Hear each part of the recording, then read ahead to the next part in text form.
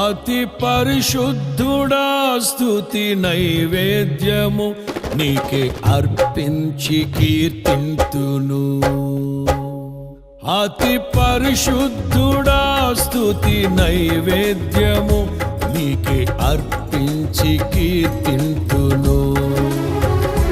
నీవు నా పక్షమై నన్ను దీవించగా, నీవు నా తోడువై నన్ను నడిపించగా, జీవింతును నీ కోసమే ఆశ్రయమైన నా యేసయ్యా.